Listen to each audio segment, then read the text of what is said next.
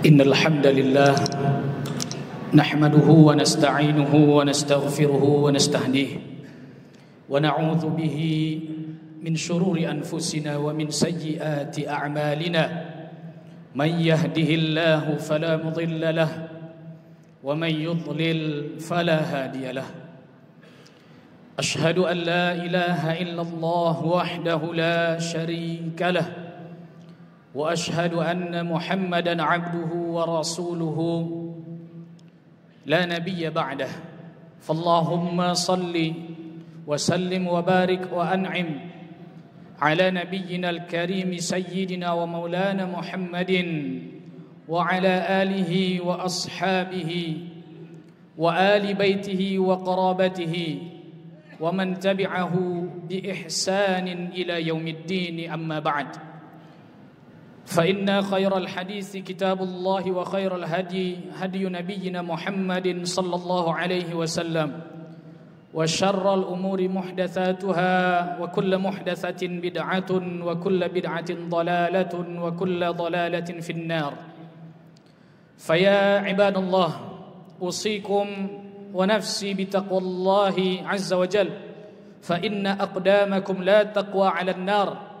فقال الله سبحانه وتعالى في محكم تنزيله يا أيها الذين آمنوا اتقوا الله حق تقاته ولا تموتن إلا وأنتم مسلمون. Hadirin sidang salat Jumat, a'azzani Allah wa iyyakum. Marilah kita bertakwa kepada Allah Azza wa Jal yang disebutkan oleh Abu Hurairah radhiyallahu anhu bahwa takwa adalah ka'annaka tamshi fi sabilin fihi asywaq fatakhsha an taqa'a fiha.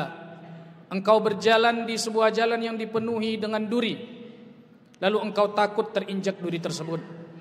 Takwa adalah kehati-hatian seorang hamba dalam menjalani hidup, takut berbuat maksiat dan takut meninggalkan kewajiban terhadap Rabbul Izzati wal Jalal, mengerjakan segala yang diperintahkannya dan meninggalkan segala yang Allah Subhanahu wa taala dan Rasulnya larang dengan kemampuan yang kita bisa. Hadirin sidang salat Jumat, a'azzani Allah wa iyyakum.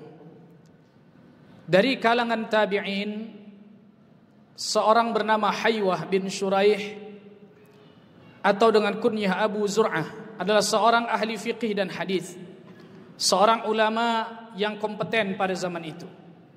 Dia sedang duduk di sebuah majlis ilmu, memegang sebuah kitab mengajarkan muridnya yang berjumlah ribuan orang. Suasana hening di majlis yang penuh kekhidmatan itu diliputi oleh rahmat Allah Subhanahu wa taala dan dinaungi oleh malaikat. Sebagaimana disebutkan oleh Nabi sallallahu alaihi wasallam, ghasyiyat alaihim rahmah wa haffathumul malaikah. Mereka diselimuti oleh rahmat dari Allah Azza wa Jalla dan dinaungi oleh para malaikat. Majlis yang hening penuh wibawa, senyap dan diam semuanya tunduk mendengarkan ilmu dari Abu Zur'ah atau Haywah bin Shuraih. Di dalam keheningan tiba-tiba pecah suara yang lantang dari ujung majlis itu. Suara itu berkata, "Wahai Haywah," langsung menyebut nama tanpa imam atau ustadz. "Beri makan ayam-ayam kita di kandang." Haywah langsung menutup kitabnya dan berdiri dari majelis itu tanpa berkedip sedikit pun, lalu dia menuju kandang ayamnya dan mengambil gandum serta jagung lalu memberi makan ayam-ayam tersebut. Ia tinggalkan majelis ilmu yang mulia yang dinaungi oleh malaikat. Ia tinggalkan majelis ilmu yang dinaungi oleh rahmat dari Allah Azza wa Jalla karena perintah untuk memberi makan ayam. Tapi bukan karena memberi makan ayamnya yang membuat Haywah bin Shuraih berhenti, tapi sosok yang memerintahkannya. Siapakah dia? Ia bukan raja, ia bukan presiden. Ia bukan orang hebat di kalangan manusia. Ia hanyalah wanita tua yang sudah bungkuk, sudah beruban rambutnya. Dia adalah ibunda dari Haywah bin Shuraih. Tiada kata yang lebih agung dan lebih patut dihormati setelah Rabbul Izzati wal Jalalah melebihi ucapan dan perintah dari seorang ibu, dari kedua orang tua, karena mereka adalah pintu surga bagi anak-anaknya. Nabi sallallahu alaihi wasallam menyebutkan al-walidani awsatu abwabil jannah. Kedua orang tua adalah pintu surga yang paling tengah dan paling mudah didapat. Fa in syi'ta fa'adhi'hu wa in syi'ta fantafi' min. Jika engkau ingin, sia-siakanlah. Tapi jika engkau ingin, manfaatkanlah dengan baik. Nabi SAW suatu hari naik sebuah mimbar. Di atas mimbar dia mengucapkan amin, amin, amin sebanyak 3 kali. Lalu sahabat bertanya kepada Rasulullah, kenapa engkau mengucapkan amin? Kata Nabi SAW, karena Jibril berkata, raghima anfi rajul adrakahu alaihi dakhala alaihi Ramadan thumma salakha minhu wa lam yughfar lah. Celakalah seseorang yang masuk ke dalam bulan suci Ramadan lalu dia keluar tapi dosanya tak diampuni. Lalu yang kedua, raghima anfi rajulin adrakahu walidahu wa lam yudkhilahul jannah. Celakalah bagi seseorang yang dia mendapati kedua orang tuanya hidup.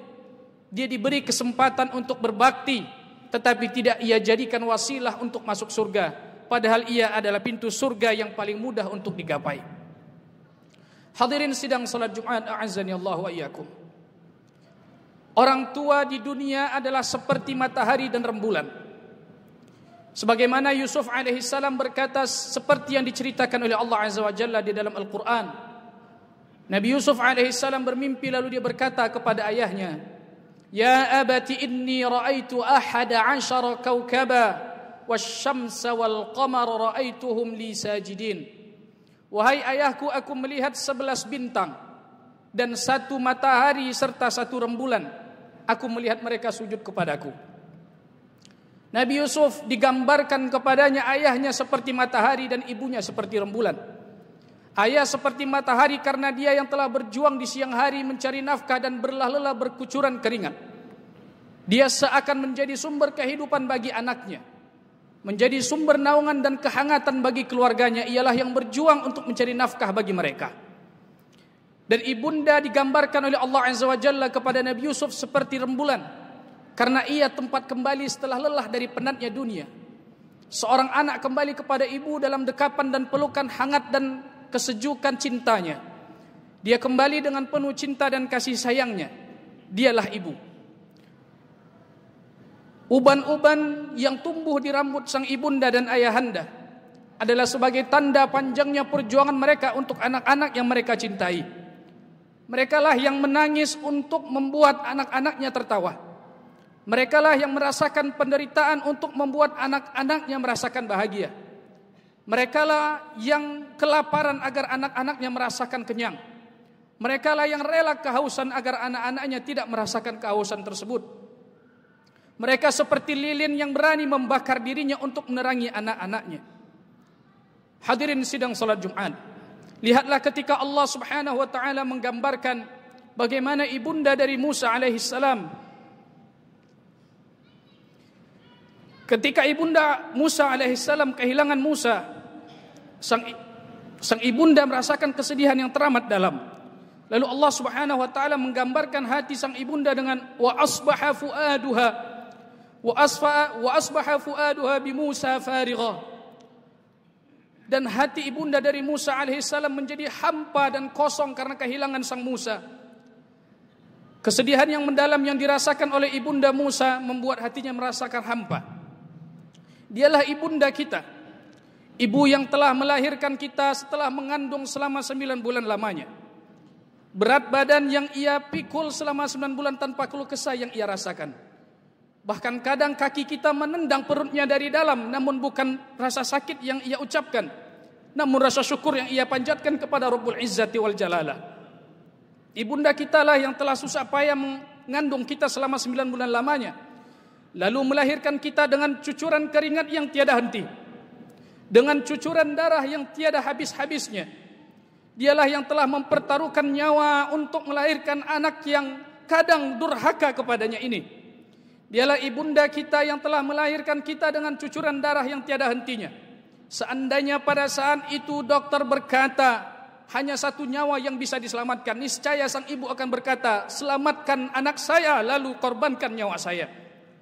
Dialah ibunda kita yang telah menyusui kita selama 2 bulan lamanya, mendidik kita dengan penuh kesabaran. Kadang dia tidak tidur agar melihat anaknya terlelap di atas kasur. Dialah ibunda kita yang telah menjadi tempat kita bercerita saat tiada kata yang bisa kita ucap. Dialah yang menatih kita saat langkah tiada bisa kita tapak. Dialah ibunda kita yang menjadi tempat mendengar segala keluh kesah kita. Dia yang memandikan kita di saat kita tidak bisa menggunakan pakaian. Dialah ibu kita yang telah susah payah menjadikan kita orang yang seperti saat ini. Lalu lihatlah bagaimana Allah Subhanahu wa taala menggambarkan hati seorang ayah. Bagaimana Allah Subhanahu wa taala menceritakan tentang kesedihan ayah daripada Yusuf. Wabyaddat 'ainahu minal huzni fahuwa kadhim. Mata sang ayah menjadi putih karena rasa sedih yang ia tahan karena kehilangan Yusuf alaihi salam. Dialah ayah sang pahlawan yang kadang sering terlupakan jasanya. Dia tidak bisa menceritakan keluh kesah dan kesedihan yang ada di dalam hati. Mungkin di sore hari dia hanya bisa duduk sejenak di depan rumah di atas kursi, meneguk secangkir kopi yang diikuti dengan rasa pahit yang ia derita selama di dunia, selama di kehidupan dunia ini. Dialah ayah kita yang memang bukan dia yang mengandung dan melahirkan, tapi darahnya mengalir di dalam tubuh kita. Dagingnya tumbuh di jasad kita. Dia tidak bisa bercerita dan tidak bisa mengungkapkan kata dan cinta. Tapi ketika suatu keburukan terjadi pada keluarganya, badannya lah yang pertama kali ia korbankan untuk anak dan istrinya. Maka Allah Subhanahu wa taala memerintahkan kepada kita agar kita taat kepadanya. Allah Subhanahu wa taala larang kita untuk mengucapkan kalimat yang buruk. Fala taqul lahumā uffin wala tanharhuma wa qul lahumā qawlan karīma. Dan jangan engkau katakan kepada orang tuamu kalimat yang buruk, bahkan kalimat sekalipun. Wa qul lahumā qawlan karīma. Dan ucapkanlah kepada keduanya kalimat-kalimat yang mulia. Hadirin sidang salat Jumat, a'azzani Allah wa iyyakum. Bila saat ini kedua orang tua kita masih hidup, maka jadikanlah dia tempat untuk kita menempuh jalan surga yang paling mudah. Bila kita sedang berada di dunia perantauan, maka gunakanlah handphone kita untuk sering menghubungi mereka dan berkomunikasi kepada mereka. Tanyakan kabar, lihatlah log panggilan kita di handphone. Apakah log panggilan kita lebih sering keluar kepada orang lain selain kedua orang tua kita? Lihat berapa dalam seminggu log panggilan kita dalam menghubungi kedua orang tua kita. Bila kita sedang bersama ibu dan ayah kita, jangan kecewakan dirinya. Karena sungguh ridallahi fi ridal walidain wa sukhtullahi fi sukhtil walidain. Ridha Allah berada pada ridha kedua orang tua, dan murka Allah Subhanahu wa taala ada pada murka orang tua. Oleh karenanya seseorang hendaknya mengetahui betapa besarnya hak kedua orang tua kepada dirinya. Bila dulu pernah menyakiti hatinya, maka segeralah minta maaf kepadanya. Sesungguhnya seburuk-buruk orang yang celaka adalah ketika dia atau kedua orang tuanya meninggal dunia sedangkan kedua orang tuanya tidak ridha kepadanya. Ashqa syaqiyyin man mata anhu waliduhu wa huwa lam yarda alaihi. Seburuk-buruk orang yang celaka adalah orang yang wafat kedua orang tuanya atau dia wafat namun orang tuanya tidak ridha kepadanya. Hadirin sidang salat Jumat, a'azzani Allah wa iyyakum. Banyak sekali kisah-kisah pada zaman dahulu. Para ulama-ulama salaf dan para sahabat menceritakan kepada kita bagaimana mereka berbakti kepada orang tuanya. Lihatlah bagaimana Iyash ibn Muawiyah, ketika ibundanya meninggal dunia, dia menangis terseduh-seduh. Dia menangis tanpa henti, lalu dia berkata, Kana li babani maftuhani ilal jannah. Dulu aku punya dua pintu yang terbuka lebar menjadi jalanku menuju surga. Fa ughliqa ahaduhuma, dan hari ini telah tertutup salah satunya.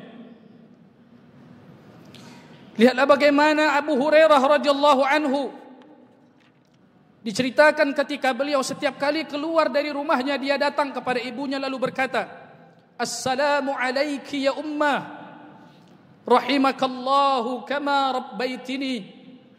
Keselamatan atas engkau wahai ibuku, semoga Allah merahmatimu sebagaimana engkau dulu telah mendidik dan membesarkanku sewaktu kecil. Lihat bagaimana jawaban sang ibu, rahimakallahu kama barartani kabira. Semoga Allah merahmatimu sebagaimana engkau juga telah berbakti kepadaku. Inilah yang sehendaknya dilakukan oleh seorang anak, mencari ridha kedua orang tuanya, mencari kasih sayang dan cinta dari ibu dan ayahnya. Lihatlah bagaimana ketika Uwais Al-Qarni radhiyallahu anhu ardah, ketika didatangi oleh Umar bin Khattab radhiyallahu anhu, apa kata Umar? Sesungguhnya Nabi sallallahu alaihi wasallam sa'alani an atluba minka an tastaghfira li. Rasul sallallahu alaihi wasallam memerintahkanku agar aku datang kepada engkau untuk memohonkan ampunan bagiku. Lihatlah ini Umar Al-Faruq, seorang khalifah yang kedua, manusia terbaik setelah Abu Bakar As-Siddiq radhiyallahu anhu. Diperintahkan oleh Rasul sallallahu alaihi wasallam untuk datang kepada Uwais Al-Qarni bukan untuk meminta harta, tapi meminta agar Uwais Al-Qarni beristighfar, memintakan ampunan bagi Umar bin Khattab. Apakah karena hartanya yang banyak ataukah karena amal-amal yang lain yang banyak? Tapi karena baktinya kepada ibundanya. Lihatlah bagaimana Usamah bin Zaid. Suatu hari dia berada di sebuah kebun kurma yang jumlahnya ribuan pohon. Satu harian dia mencari sebuah batang pohon kurma dari ribuan yang banyak tersebut. Lalu orang-orang bertanya, apa yang kau cari wahai Usamah? Kata Usamah, inni qasadtu nakhlatan. Sesungguhnya aku mencari sebuah pohon yang dulu pernah diucapkan oleh ibuku. Faqata'tuha, maka aku potong buah atau pohon kurma tersebut min ajli jimariha, untuk mengambil umbut daripada pohon tersebut. Lalu dia berkata, qala walaysa syai'un fid dunya, sungguh tidak ada di dunia ini sesuatu tatlubuhu ummi aqdiru alaihi, yang diinginkan oleh ibuku sedangkan aku mampu, illa fa'altuhu, kecuali aku pasti lakukan. Hadirin sidang salat Jumat yang kami muliakan, sejauh mana bakti kita kepada ayah dan ibu kita? Apakah permintaan yang mereka ucapkan dari lisan mereka telah kita kabulkan sedangkan kita mampu? Apakah dosa-dosa mereka telah kita istighfarkan setelah selesai kita salat? Ataukah justru kita lebih sering mengabaikan ucapan-ucapan mereka, meninggalkan nasihat-nasihat mereka, mengabaikan permintaan-permintaan mereka? Bila itu yang terjadi, maka segeralah beristighfar kepada Allah Azza wa Jalla dan bersimpulah kepada kedua orang tua. Apabila keduanya masih hidup dalam sisi kita, maka segeralah terus berbakti kepadanya sebelum pada akhirnya mereka wafat, lalu mereka terbujur di liang lahat, ditumpuk dengan tanah, lalu tiada mampu yang kita bisa lakukan melainkan hanya berdiri di atas pusaranya, memanjatkan doa dan ampunan baginya serta bercucuran air mata. Ketika masa itu selesai, tertutuplah pintu surga kita. Ketika masa itu selesai, habislah masa bakti kita. Tak mampu lagi menjabat tangannya, tak bisa lagi memijat kakinya, tak mampu lagi melihat senyum indah dari wajahnya, tidak bisa lagi mendengarkan kalimat-kalimat nasihat dari butiran-butiran lisannya. Apabila kedua orang tua kita masih hidup, maka berbaktilah kepada keduanya tanpa meminta balasan, tanpa meminta harapan dan balasan dari keduanya. Karena sesungguhnya bila mereka telah meninggal dunia, sungguh terlambat penyesalan. Sungguh tiada guna lagi penyesalan yang bisa kita lakukan melainkan doa dan istighfar bagi keduanya. Hadirin sidang salat Jumat, rahimani Allah wa iyyakum ajma'in. Sungguh menyedihkan dan miris ketika kita melihat berita-berita yang beredar belakangan ini. Ada anak yang menyiksa orang tuanya. Ada anak yang membiarkan orang tuanya jatuh ke dalam kubangan lumpur. Ada pula anak yang berani membunuh orang tuanya. Ada pula anak yang berani menuntut hutang terhadap ibunya. Lalu dia pergi ke pengadilan dan kantor polisi untuk mengadukan sang ibunda yang telah melahirkannya. Sungguh di mana baktinya? Bukankah ketika suatu hari seorang laki-laki berasal dari Yaman, diriwayatkan dia adalah Uwais Al-Qarni. Dia menggendong sang ibunda untuk tawaf. Lalu dia berkata, inni laha ba'irun, sesungguhnya aku adalah keledai bagi ibuku. Akan aku lakukan apa yang dia perintahkan dan aku tidak akan mengeluh meskipun dia pukul. Lalu dia berkata kepada Abdullah ibnu Umar, hal ujaziha, apakah aku telah membalas kebaikannya wahai Ibnu Umar? Qala Ibnu Umar, la wallahi, demi Allah tidak. walaupun setetes darah saat ia melahirkanmu tak bisa engkau balas dengan itu semua. Sesungguhnya kedurhakaan terhadap orang tua adalah dosa yang besar.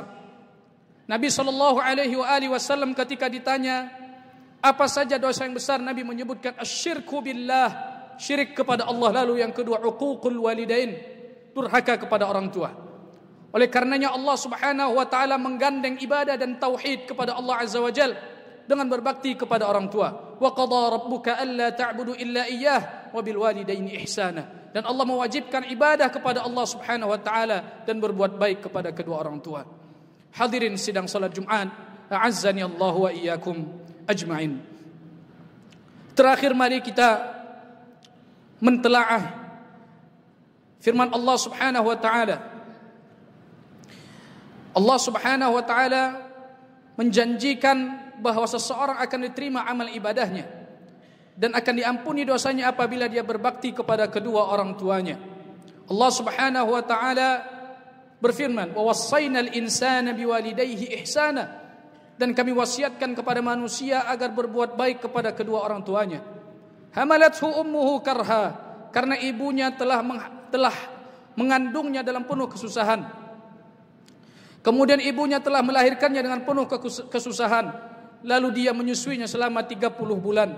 Hatta idza balagha ashuddahu wa balagha 40 sanatan qala rabbi auzi'ni an ashkura ni'mataka allati an'amta 'alayya wa 'ala walidayya wa an a'mala salihan tardahu wa aslih li min dhurriyyati inni tubtu ilaik wa inni minal muslimin. أولئك الذين تقبل عنهم أحسن ما عملوا ونتجاوز عن سيئاتهم في أصحاب الجنة وعد الصدق الذي كانوا يوعدون. Mereka ini adalah orang-orang yang amal ibadahnya diterima. Mereka ini adalah orang-orang yang diampuni dosa-dosanya, dan mereka adalah penduduk surga yang dijanjikan oleh Allah Subhanahu wa taala dengan janji yang benar sebagaimana mereka telah dijanjikan. Dalam ayat ini ulama menyebutkan uququl walidain, durhaka kepada orang tua, bisa menjadi sebab gugurnya amal ibadah seseorang, bisa menjadi sebab tidak diterimanya amal ibadah seseorang.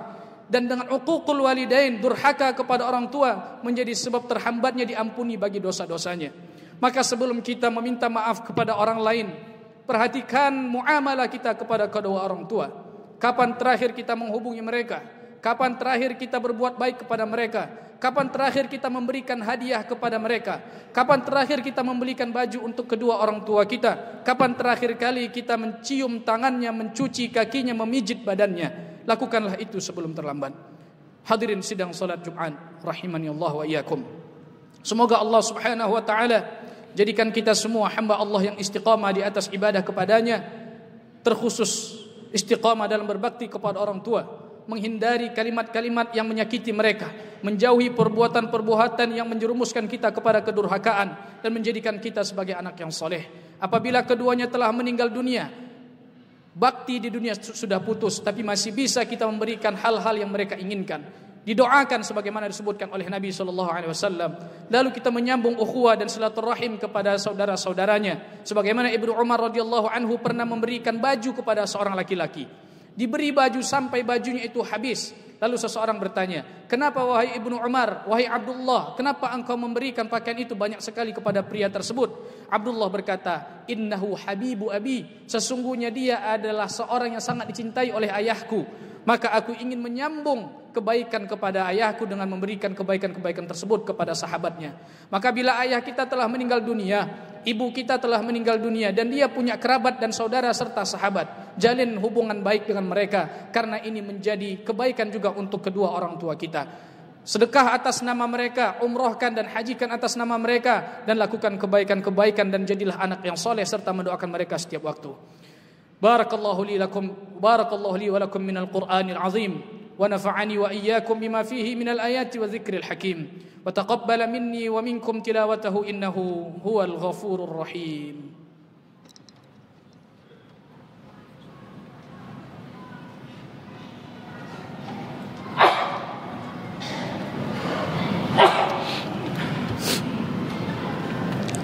Alhamdulillahi rabbil alamin,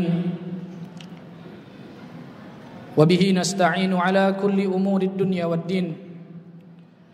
نستغفره ونستهديه ونعوذ به من شرور أنفسنا ومن سيئات أعمالنا من يهده الله فلا مضل له ومن يضلل فلا هادي له أشهد أن لا إله إلا الله وحده لا شريك له وأشهد أن سيدنا ومولانا محمدا عبده ورسوله لا نبي بعده اللهم صل على سيدنا محمد وعلى آله وأصحابه أجمعين فيا عباد الله أوصيكم ونفسي بتقوى الله فقد فاز المتقون وقال الله سبحانه وتعالى يا أيها الذين آمنوا اتقوا الله حق تقاته ولا تموتن إلا وأنتم مسلمون فيا أيها الناس إن الله قد أمرنا بشيء بدأ فيه بنفسه وثنى بملائكته المسبحة في قدسه قائلا في محكم تنزيله إن الله وملائكته يصلون على النبي يا أيها الذين آمنوا صلوا عليه وسلموا تسليما اللهم صل على محمد وعلى آل محمد كما صليت على إبراهيم وعلى آل إبراهيم إنك حميد مجيد وبارك على سيدنا محمد وعلى آل سيدنا محمد كما باركت على سيدنا إبراهيم وعلى آل سيدنا إبراهيم إنك حميد مجيد وارض اللهم عن الخلفاء الراشدين أبي بكر وعمر وعثمان وعلي وعن سائر صحابة رسول الله أجمعين وأنا معهم بإحسان إلى يوم الدين اللهم اغفر للمسلمين والمسلمات والمؤمنين والمؤمنات الأحياء منهم والأموات برحمتك يا أرحم الراحمين اللهم اغفر لنا ولوالدينا وارحمهم كما ربونا صغارا اللهم اغفر لنا ولوالدينا وارحمهم كما ربونا صغارا اللهم اغفر لنا ولوالدينا وارحمهم كما ربونا صغارا اللهم أعز الإسلام والمسلمين وأذل الشرك والمشركين ودمر أعداءك أعداء الدين وانصر إخواننا المستضعفين المجاهدين في فلسطين وفي غزة اللهم كن لهم معينا ونصيرا وارزقهم فتحا مبينا ونصرا قريبا اللهم كن لهم معينا ونصيرا وارزقهم فتحا قريبا ونصرا مبينا اللهم عليك باليهود المعتدين الغاصبين اللهم عليك باليهود المعتدين الغاصبين اللهم زلزل تحت أقدامهم وشتت شملهم واقتلهم بأسلحتهم يا جبار يا حكيم يا قوي يا متين اللهم أعيد المسجد الأقصى إلى رحاب المسلمين اللهم أعيد المسجد الأقصى إلى رحاب المسلمين يا خير الناصرين يا رب العالمين اللهم وفق ولاة أمورنا اللهم وفق ولاة أمور لما تحب وترضى اللهم اجعل وطننا آمنا رخاء ربنا آتنا في الدنيا حسنة وفي الآخرة حسنة وقنا عذاب النار فيا عباد الله إن الله يأمركم بالعدل والإحسان وإيتاء ذي القربى وينهى عن الفحشاء والمنكر والبغي يعظكم لعلكم تذكرون فاشكروا الله العظيم يزدكم واذكروا على نعمه يذكركم ولذكر الله أكبر والله يعلم تصنعون أقيم الصلاة